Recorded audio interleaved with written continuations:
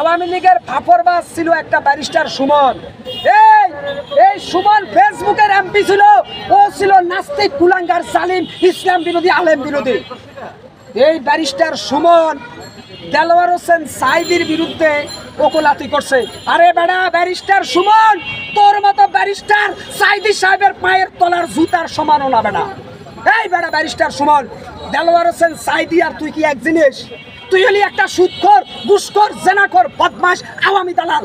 আর দেলোয়ার হোসেন সাঈদী হচ্ছে এশিয়া মহাদেশের প্রখ্যাত ইসলামিক চিন্তাবিদ, ইসলামিক স্কলার, আলেম সমাজের সম্রাট, মাথার মুকুট বড়া। তুই সুমন আর সাঈদী এক।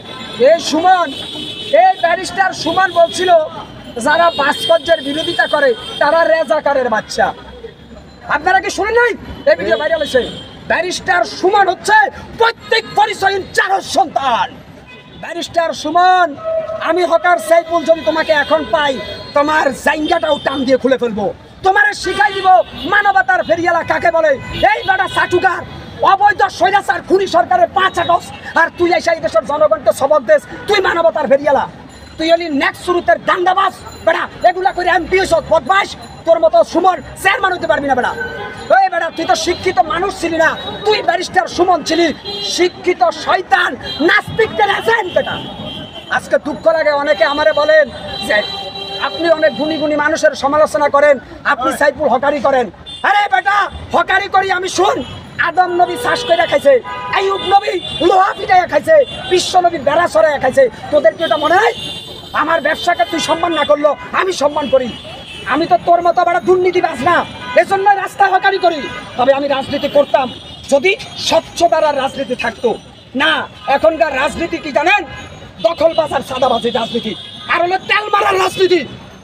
যদি তেল মারার রাজনীতি বন্ধ হয়, আমাদের মতো উদীয়মান তারকারা রাজনীতির ময়দানে আসবে।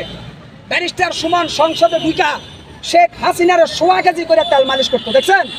তিনি দুর্নীতির বিরুদ্ধে কথা বলে, তিনি খুব ভালো ভালো কথা বলে ব্যারিস্টার সুমন। কিন্তু ওই মনা হাসিনারে তেল মারতে ভুলে না। অথচ সে জানে না সকল ষড়যন্ত্রের মূল ষড়যন্ত্রকারী হাসিনা।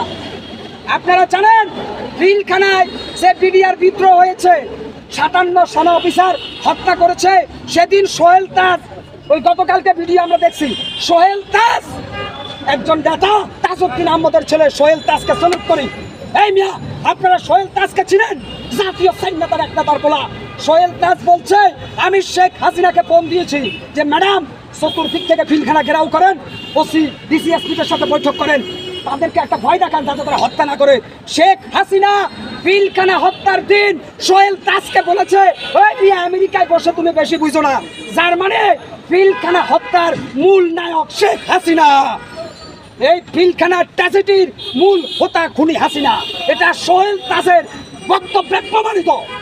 আজকে কোথায় বাংলাদেশ সেনাবাহিনীর যারা দেশপ্রেমিক সেনা অফিসার আছেন, আপনাদেরকে বলবো হাসিনার মদত পুষ্ট সেনা অফিসার যারা আছে এদেরকে যাচাই করুন, এদের কালতা করুন। দেশ ছাত্র জনতার দেশ, এদেশের মানুষের দেশ।